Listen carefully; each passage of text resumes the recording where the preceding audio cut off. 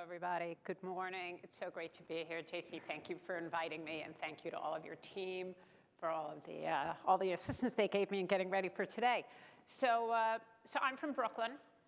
You can probably shock based on my accent that I'm not from right around here. And I grew up in Brooklyn. For those of you who know it, it's become like the coolest place in the New York metro area these days. When I was there, it was seen as completely uncool. In fact, when I went off to college in Connecticut, I was frequently teased for my accent. And I'd say I'm from Brooklyn, and people would go like, no kidding. But I always thought it was pretty cool, even back then, because it was just this big, crazy borough cohabitated by people from all over the world, coming together to form neighborhood schools and communities. And we're all shaped in our adult life a little bit by our early life experience and by how we grow up. And as I look back to that experience in Brooklyn, of course, I didn't appreciate it then. A lot of my views about leading innovation and really the people issues, which is a lot, the people challenges and opportunities, which as I'm going to talk about today, were probably shaped back then in my early childhood. And one of the key formative experiences in my life back then was working behind the counter in my dad's pharmacy. My dad was Harold, and he owned we had our family business, Harold's Prescriptions. It was still there, although the neon sign is gone, at 2272 McDonald Avenue, right under an elevated line of the subway. And because none of his 5 children were members of the union, he could and did frequently draft us to come into the store and do whatever needed to be done. And whether it was unpacking inventory or stocking shelves or dusting merchandise, he was really kind of compulsive. So he'd go around with a ruler, making us straighten the bottles on the shelves. But really the most fun part was when he planted us behind the counter, which was about 20 feet away from the main entrance to the store. And it was kind of interesting because you never knew who was going to come through the door.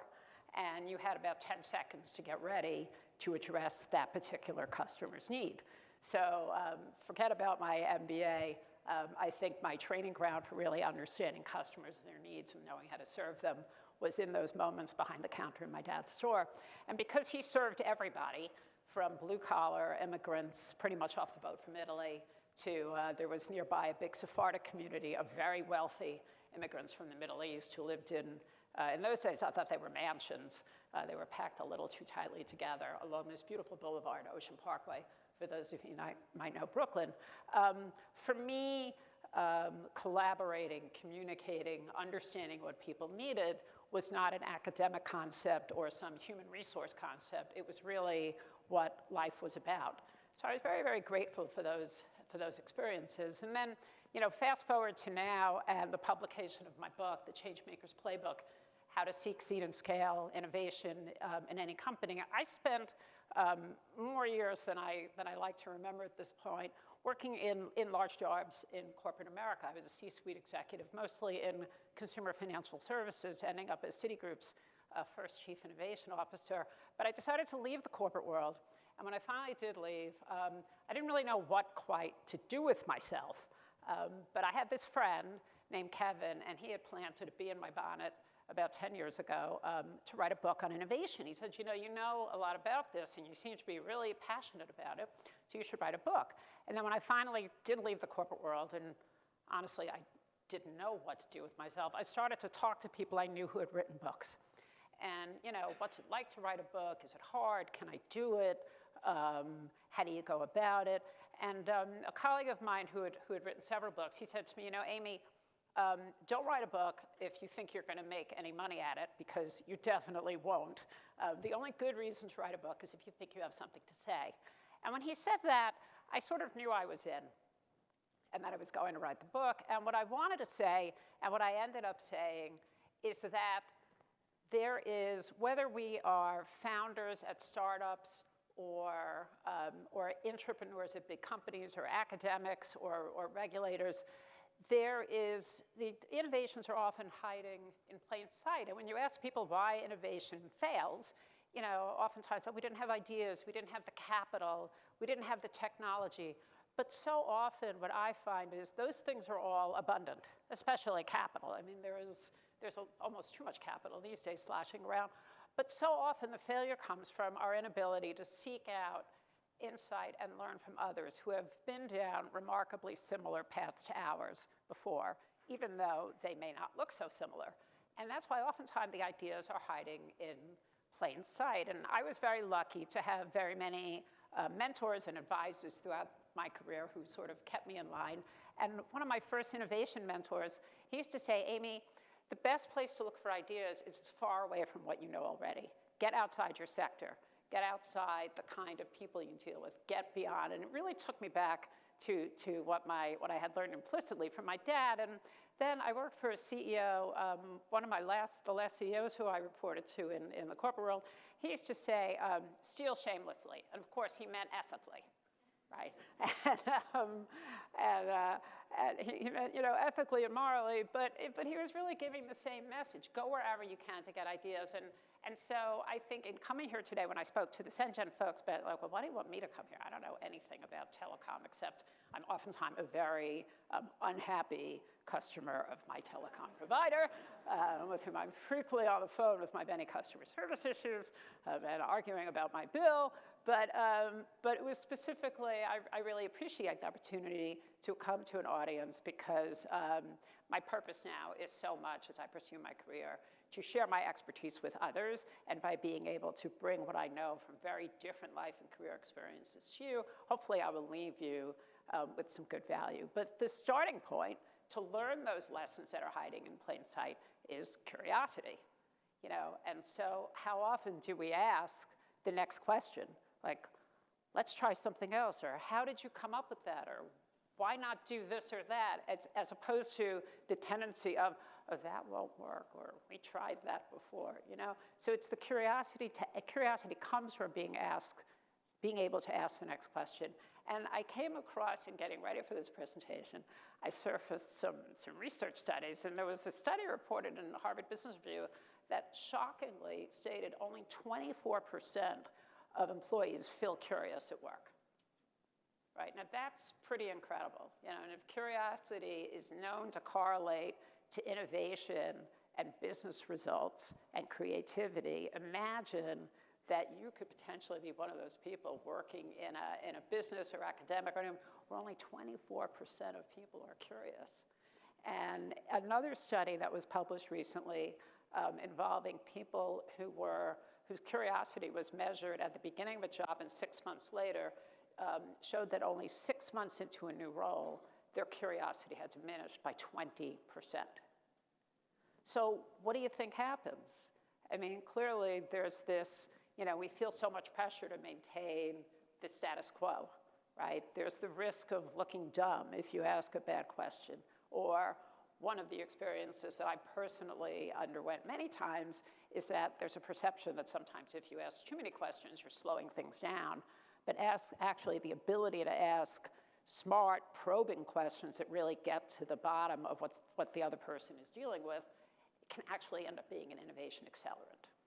So curiosity just becomes a critical ingredient. So when I left the corporate world, I decided to try working with startups. I mean, I knew I really needed a big change from kind of the grind, as much as being in a big company has many wonderful attributes. I was really ready for something else. And so I said, well, I'm going to start bringing what I know to startup companies. And what immediately struck me was how much founders at startups and people trying to drive transformation and change in large established organizations, how much they had in common. And it's really interesting because sure, they're different, right? But more interesting to me was how complementary they could be. But you know what happens. Startups like to say, oh, those big established organizations, they're just a bunch of dumb old dinosaurs, and we're about to wipe them out. We're getting rid of them. And so how could I possibly learn anything from them? And then, of course, you talk to large established organizations, and particularly in the halo of the kinds of things we've been reading about lately with SoftBank and WeWork and Uber, they'll say, startups? They're not held to any standard of accountability to ever make a profit. Those guys are getting away with murder. What can I possibly learn from them? But more important to me and more significant, I think, to you, no matter what hat you're wearing, because I know this is This is a group of people brought together from pretty diverse backgrounds. You're in a real position to learn from each other and sort of respect the fact that the differences and that ability to exercise curiosity and ask that next set of questions can really lead you to progress on the third goal in the plan that JC just talked about. So let's talk about, and what I want to do today is share some insights, share some ideas from what I've seen on what the two sides, if you will, can learn from each other, and then end with a few points, a couple of stories from my own experiences that really show how far you can get in terms of advancing innovation by exercising some of that curiosity muscle. So let's talk about big companies. It's really easy to beat up on big established organizations, and I have got plenty of evidence, because I was one of these people who spent 25 years on the inside of very monolithic organizations trying to get change to happen, trying to seed innovation even before that was a popular business buzzword. We know how bureaucratic they are, ponderously slow, seem to thrive on creating complexity and get super bogged down in the way things have always been done, right, and in what they believe. But if you think about it, every big organization was at one point a startup, right? They know how to operate at scale, which is something that startups really struggle with. How do you scale? There is something to be said for predictability. And they have within their organizations amazing talent. And because sector talent tends to be somewhat incestuous, the people who are tenured in these businesses know their domains well, they know the competition, and they have relationships wide and deep across their domain. So there's a lot of value in those organizations that can benefit people who haven't been in them. Think about startups. They just are not burdened by any notion of a legacy. They seem to thrive on resource scarcity and this passionate commitment to the ideal that they're trying to achieve. The problem is that a lot of them may be furiously and passionately barking up the wrong tree. So, my view is, and I want to advocate to you, is that startups and big companies have a lot to gain from each other. And I'm going to share some examples that come from the experiences that I've had over my career, and especially in the last 5 years, and as I did the research for my book. I'll talk first about a few recommendations for established organizations. And the first one is really the need to expand your tool set so that it's fit for the purpose of innovation. So there's a saying that I love, when all you have is a hammer, everything looks like a nail. And for those of you who've been in large organizations, you probably have had the experience of, these guys are really, really good at hammering away at whatever comes their way. And that might be great if all you're trying to do is what you've always done, right? If you're a large organization and you're concerned with just banging it out, you just want to keep banging away. But that hammer can pretty much smother the potential of a new idea or maybe of a startup relationship that you're trying to establish. So take vendor management or procurement, which are two of my favorite corporate functions to pick upon. If they are set up for cost control and getting the lowest bid price and making sure the company that you're bringing in is financially stable, they're going to smother the potential of being able to work with a startup and really cause them to not want to work with you if you don't kill them first. So, or metrics. The traditional metrics of an established organization tend to be geared towards short-term results. Now, if you're testing some bold new idea, why do you think you want to measure yourself against turning a profit in the next quarter or two? You're basically setting yourself up for failure. So the tool set really has to be expanded if you want to really drive innovation in a large established environment. Find the tools that are fit for purpose. The next recommendation I'll share is it seems so obvious, but in a study that was done last year of several hundred corporate CEOs, on how they spent their time, they reported as a group that they only spent 3% of their time with customers. Now, I find that to be pretty tragic, especially when I'm willing to bet that most of those same CEOs are out telling their people that they need to put the customer at the center of everything they do. Like, really? You know, startups don't have huge budgets for market research. They don't have money to buy expensive syndicated studies. And they certainly don't have big customer service units who are gathering and filtering data and putting them into neat little PowerPoints to send to the C-suite. That's why great founders learn about their customers by spending time with them in their environments, seeing really how they operate and understanding their problems. And if you're not doing that already, I suggest that you do. It's just really, really, really mind-opening. The third recommendation for big established organizations is if you want to succeed as an innovator in any of these domains, you've got to be willing, able, and ready to take on the bureaucracy and do some end runs around it. It's been interesting for me personally, so much good learning from watching how founders operate, because most of them, you know, they don't have time for bureaucracy. The clock is running on their cash. They have a certain amount of time to prove a result, and they are, you know, as I said, pretty passionate and determined, at least the better ones. A lot of them, if they haven't come from a big company world, they don't even know what bureaucracy is.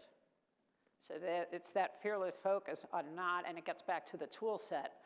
If you are going to try to accomplish innovation in a large organization by embracing the way the organization operates today versus figuring out safe and constructive ways around it, it will be very, very hard to succeed.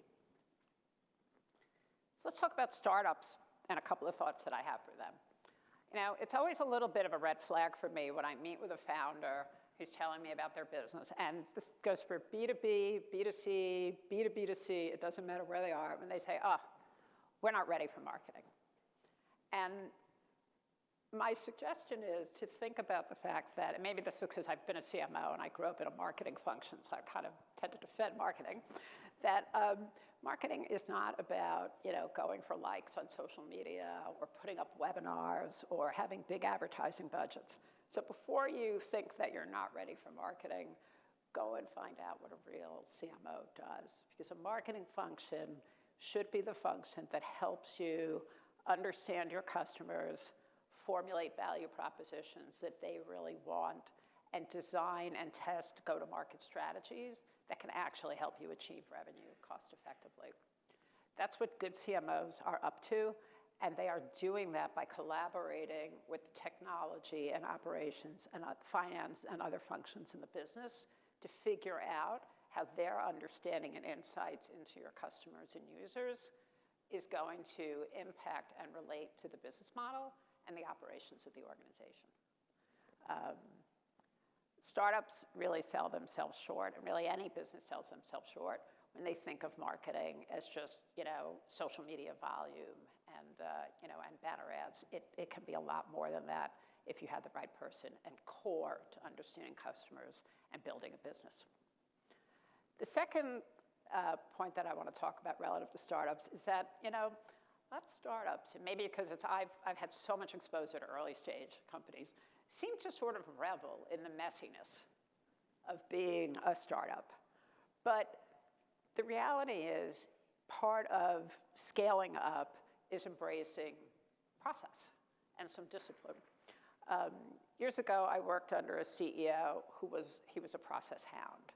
And I remember at first people in the organization were very resentful because when we want to do things our way, you know, they saw process as really constraining. And his view was that good process that is designed to facilitate giving customers and users what they need so that you can run your business is actually very liberating and helps people be successful and focus on the things that they want to do.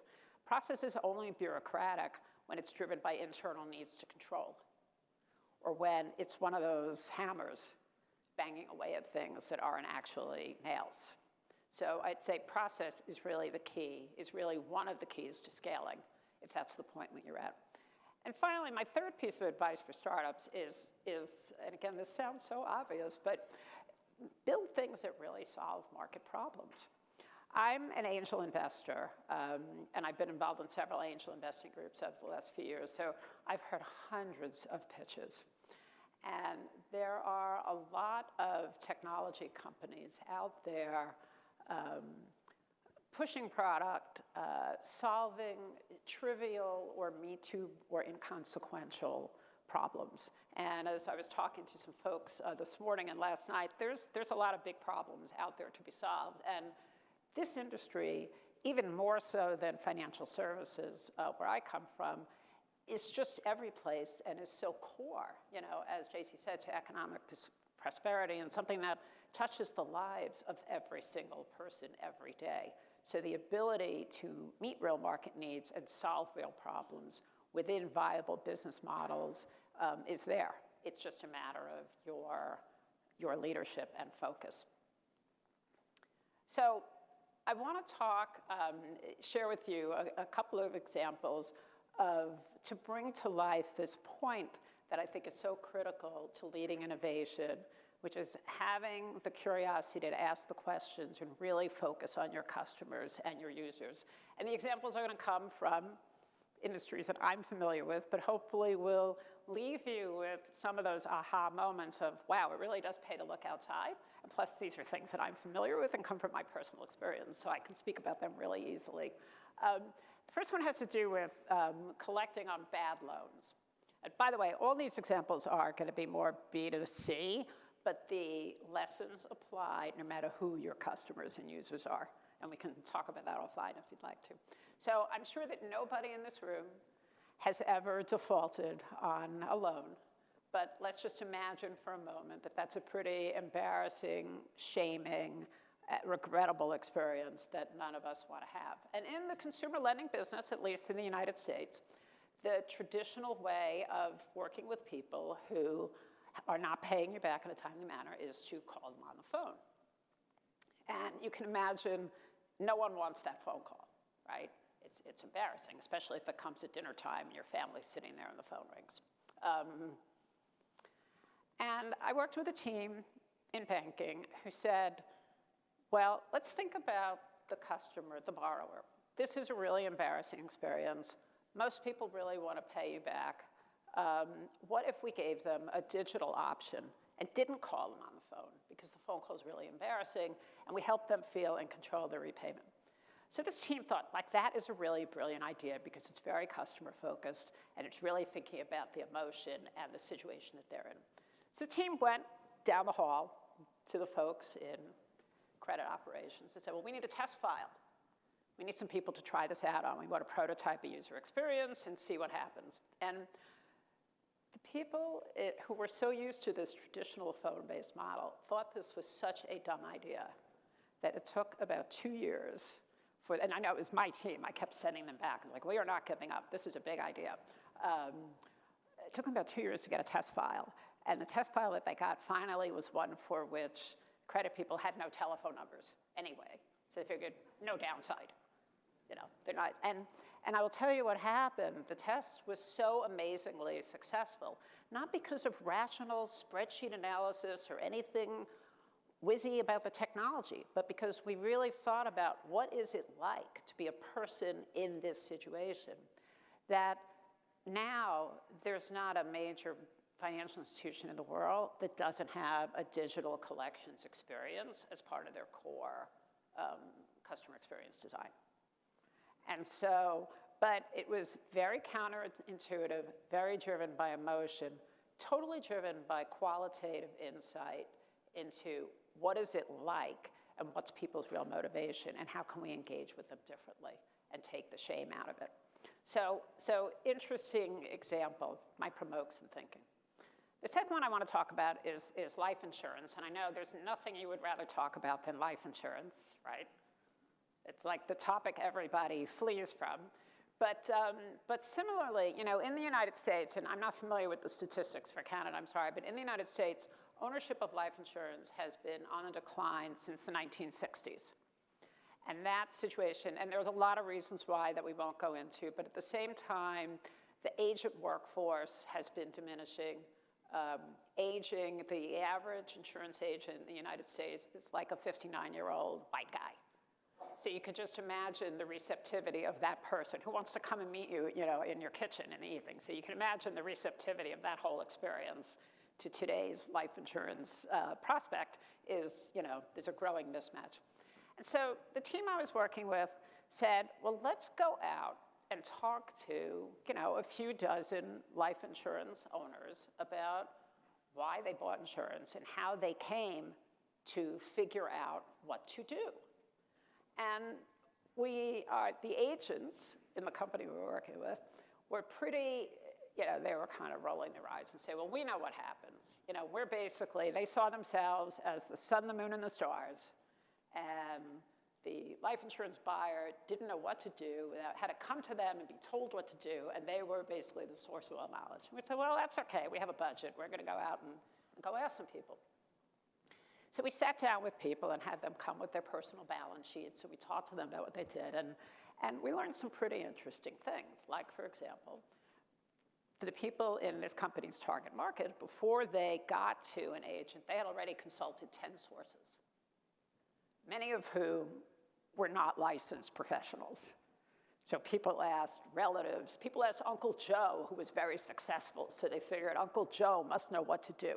Or they asked their girlfriends at dinner because their girlfriends were just like them. So, or, obviously they went online. They searched. And so this was a real balloon burster for the agents who had to start to come to the terms with the fact that they were not in control of the process. But it also gave the business incredible insight to do very basic things like understanding, wow, we need to really enrich and commit to our search capability. Because the first thing people are doing is going to Google. And we are not supporting that. Down to when you ask people how they figured out how much insurance to buy, people's mental and mathematical ability, most people, is pretty bad. And so people had no idea. So that led to all kinds of concepting around how could we improve the experience of the conversation and help people figure out how much they need. And so product ideas. And so just by asking people, well, how did you do that? Like, take me through the story of how you actually got to the product. And what did you do then? And what did you do then? Asking lots of questions is very, very revealing and leads you to a lot of ideas about, product, technology investment, and also, really importantly, how to sell. The last example I want to share is one about commuting. Now, you don't have a big rapid transit system here, from what I could tell. But having grown up in New York and being a commuter, even in high school, I had to take 2 subways and a bus to get to my high school because I went to a magnet school. I understand the pain of the commute when you're in a large, aging, rapid transit system. And a bank I was working with had been approached by the Metropolitan Transit Authority in New York about bringing payments infrastructure into the subway system. And their game was, in New York, we have these Metro cards, which have a high failure rate, and the MTA has been hostage to one vendor for decades. They're expensive, and you can imagine the bureaucracy of working with the MTA. But some visionary person at the MTA about 10 or 15 years ago had this idea that we could bring RFID into the subway, and that would address a lot of the operational and cost issues that the MTA was having, because clearly queuing and crowding in the station, not only is it a hassle, it's a big security issue. So, so the team started to actually did one of the first tests in the United States and probably globally of contactless payments in the subway system. So this team had to go back to management in the bank and say, well, we want to test contactless technology in the subway. And by the way, we're going to have to make an extra tag that has the chip in it, because at that point we were using flip phones. So there was no iPhone that had an RFID chip in it. And people just about, threw up on the idea, well, how much is that going to cost? And how much is that going to add? And what's the business case for that? And the team's view was, commuting is a hassle. And most people in major metro areas are suffering under their commutes. And can we bring value into our product by being a brand that makes the commute better? And will that encourage people to want to use the bank's products and services more? So it's a very different way of thinking about the business model. And certainly, the team was not solving a banking problem. They were solving a problem in the customer's life that ultimately could tie back to a banking relationship because you got to pay for that commute.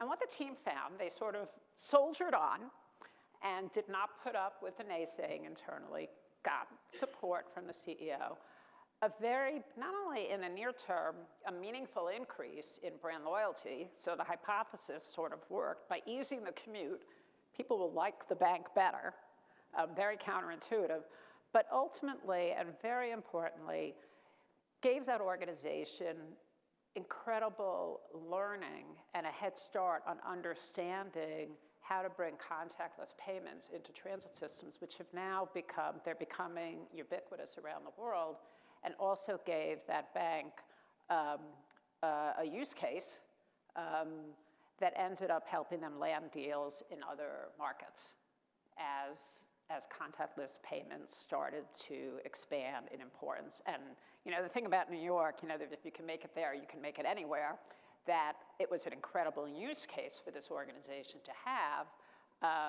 because transit operators in other parts of the world took notice.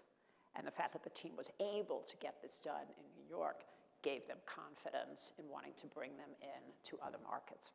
So it's another story about, and what all of these are about, if you're listening, if you're taking the time to understand your users and your customers, asking that next question, getting outside the constraints of your current business model, and really being driven by what your users' problems are, that is where the seeds for much great innovation lies.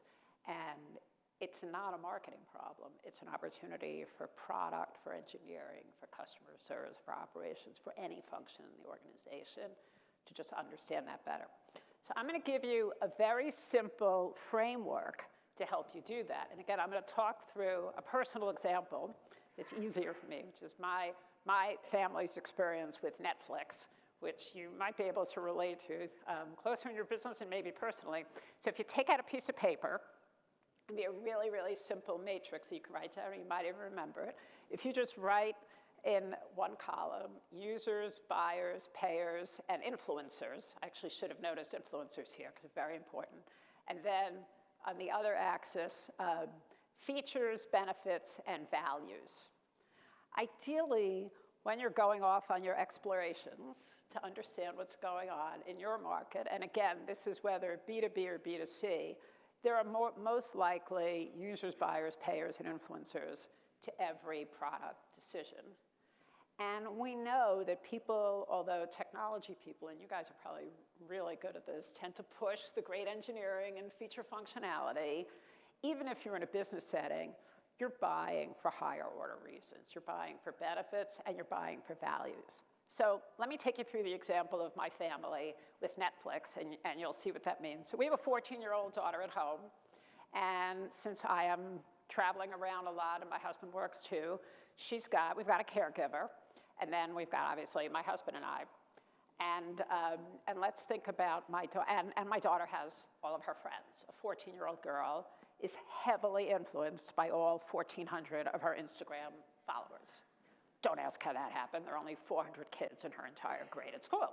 So I'm still trying to figure out where 1,400 came from, but she's influenced, all teenage girls are. And so she comes home from school and she wants to watch something on Netflix. She's clearly, we have the Netflix account for her. I almost never use it. Why does she want it? Because she wants to see the latest content so she can go to school and tell her influencer friends that she's cool and fits in. So yes, she's bored, she wants entertainment, she has free time, but in the end, her values are around acceptance in her social network, right? The caregiver is the buyer. She's sort of the gatekeeper. And she's deciding, is my daughter going to be allowed to watch the program or not? Now, what is she looking for? She wants to maintain control over the situation. She wants to make sure my daughter does her homework. She wants to make sure she's not watching inappropriate content. She wants to feel like she's doing a good job. She's very maternal So she's got values around really doing the right thing because she loves my daughter. So those are her values, right? We are the payers, right? My husband and I, we're the ones who have every month the credit card charge for Netflix hits our bill. We're paying for it.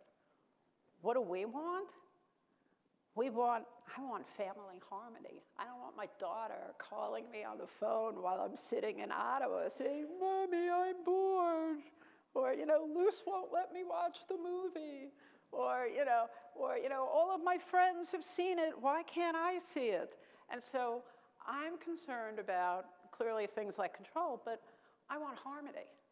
I don't know if my child is well taken care of. And then there are my daughter's influencer friends. So if you start to parse what each of these different constituents, and because they're all your stakeholders, no matter what part of this ecosystem you sit in, you all have these stakeholders. Start to parse what benefits are they seeking, but even more important, what do they value? That's how you get into the conversations where you can really understand what should you be building and creating, where should your priorities lie. And I would think with in this industry, who basically have the ability to affect connectivity, the opportunities up there for values are huge. So I would try that.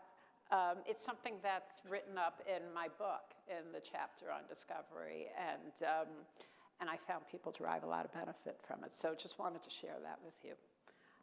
So in closing, as I said, I've been out in the corporate and startup world for a while, and I've seen a lot. And I tell my kids that I'm not really a boomer. I'm really a millennial inside the body of a boomer. And one thing that I continue to see is a need, and in some ways a deepening need, for increasing collaboration and for people to engage with others whose backgrounds and experiences, whether life experience, work experience, education experience, there's just such an increasing need in a world that unfortunately, at least in the country that I live in, just feels increasingly polarized and less tolerant. I think a lot of the driving force for innovation is going to come to those people who get outside that and really find different ways to collaborate and expand their curiosity to get ideas even from the non-obvious sources. And I think, especially since the financial crisis, a real loss of courage in a lot of C-suites and people just in their personal lives being driven by fear. And I think fear is one of the greatest derailers of innovation. The literature major in me loves to understand the origin of words. And so I looked up the origin of the word courage, and courage comes from, and its Latin root is cor, which of course means heart, but also is parallel to the old French word courage, which also means heart. And I think succeeding in innovation, it's head and heart, right? Because it's having the technical smarts, the money, the ideas, but it's also having the moral and ethical courage and perseverance to keep going because it's hard and it's new. So those are my comments. I think we have a little time for questions if we use a microphone. I'd be happy to take questions from you. But thank you.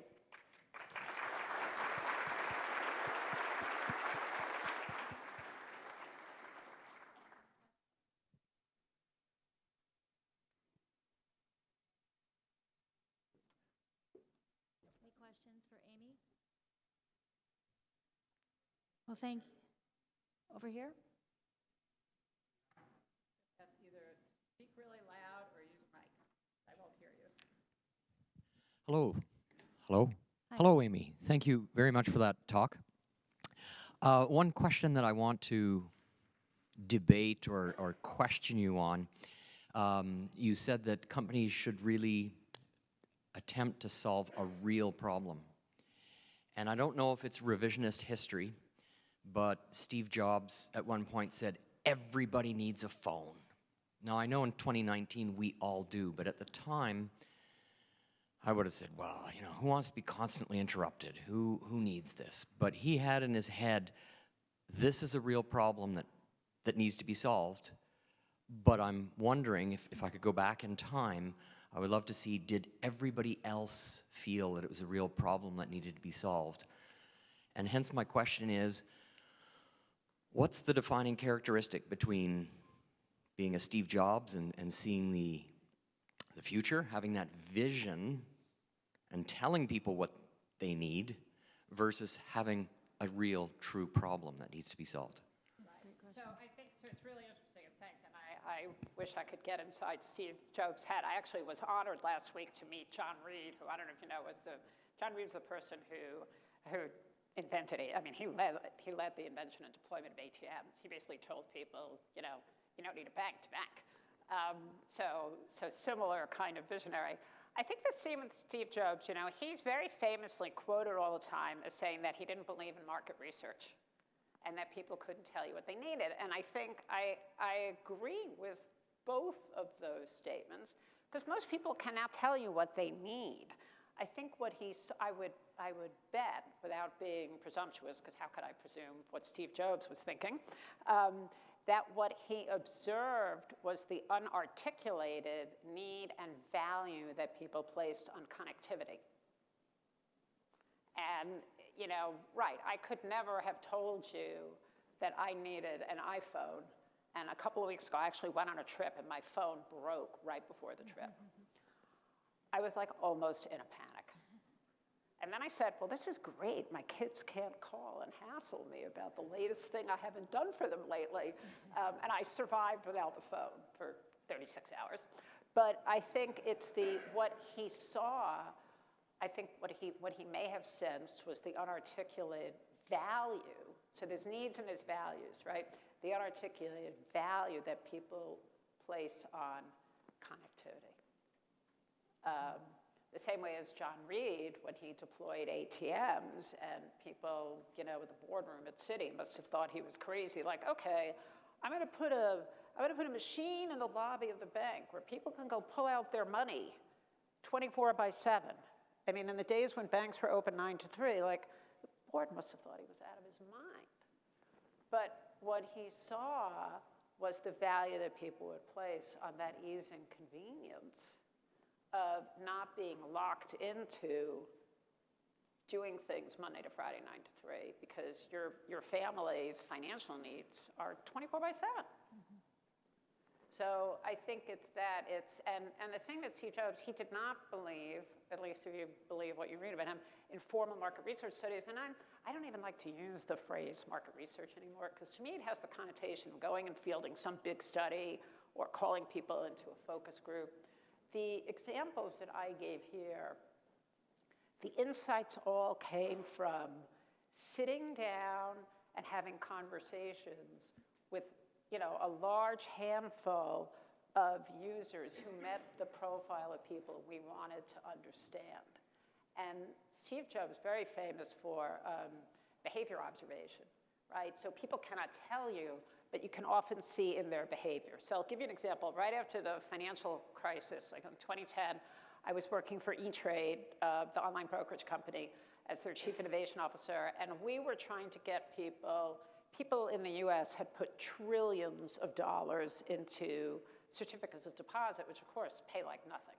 So they were parking their money in a safe place, but really hurting themselves because the opportunity cost of not being in the manner. And so we went into people's homes.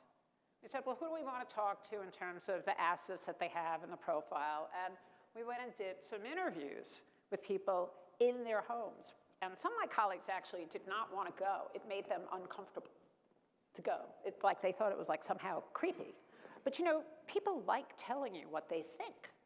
And if you ask people for their opinion and show a genuine interest, you're almost like, that's on Maslow's hierarchy, as far as I'm concerned. So a couple of us went with a professional interview into people's homes, and it's not just what people tell you, it's what you observe. So we asked people to show us, well, show us the area in your house where you pay your bills, and show us what you do with your financial documents.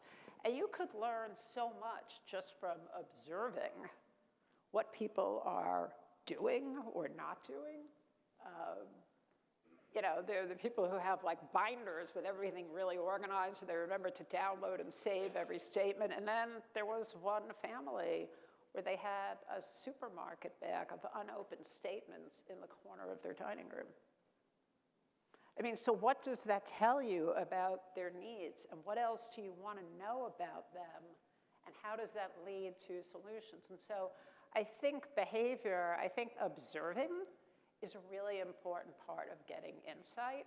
And I'm a big believer in go speak to some people who you think are in your target audience and listen and watch.